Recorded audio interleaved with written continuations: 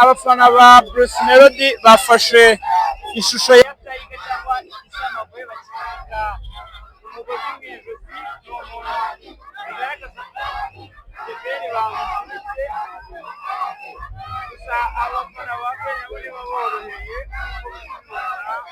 ibi ntabwo bisanzwe imifanire nk'iyi ntabwo yari imenyereye ku gitaramo cyo mu Rwanda kuba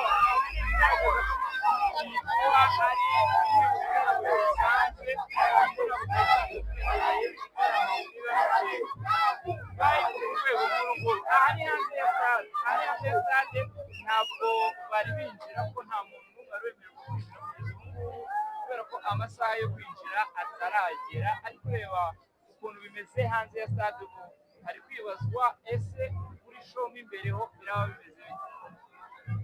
Nk'uko byari byavuzwe muri press conference, ngira ngo Bruce Melody n'abategura iki gitaramo bari batubwiye ko ataza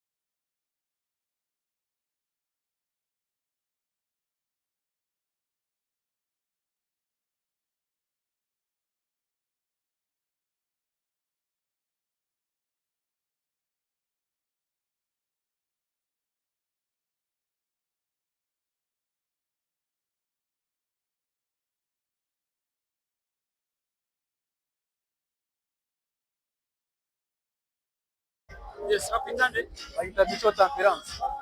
Temperance. Temperance. Temperance. Yego. Sanzwe ukora iki impano yawe ni iyi? Usanzwe imana yanjye ni ugushushanya nk'uko murabibona aha ngaha. Yego, n'ibindi urimo uragenda ubona. N'ibi byose uba urimo kureba Yego. ni wowe wabishushanyije. Wow, ni byiza cyane ubonyemo ari ibishushanyo byiza. Ntabwo byose twagere kubigarukaho ariko tugiye mu kubera iki gishushanyo kigaragaza iki? Igishushanyo ubundi mu buzima busanzwe uzi ko u Rwanda ni igihugu cy'imisozi y'imirambi. Nashatse kugaragaza ubwiza bw'u Rwanda rwacu. Hari amashusho menshi tugenda tubona ariko tugaruka ku bwiza u Rwanda rwacu rufite. Kuko ubona harimo ibara ry'ubururu, harimo ibara ry'umuhondo, harimo n'ibara ry'icyatsi. Ni amabara n'ubundi usanga dufite muri flag yacu y'u Rwanda. Nkanjye ndi proud kuba ndi umunyarwanda, niyo mpamvu nagiye ngaruka ku bwiza bw'u Rwanda rwacu. Twebwe ntabwo ubwiza bwacu ari ukuvuga ngo turabushakisha ahandi. Oya, burahari, dufite imisozi, dufite ibirunga, dufite ikirere gisa neza, dufite ubwiza kwirukanka.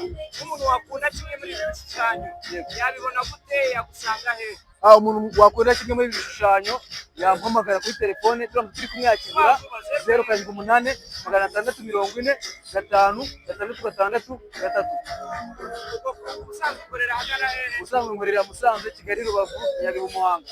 Iyo nimero ryo birasubirireho. 078 640 5 663. Murakoze cyane. Namwe murakoze cyane.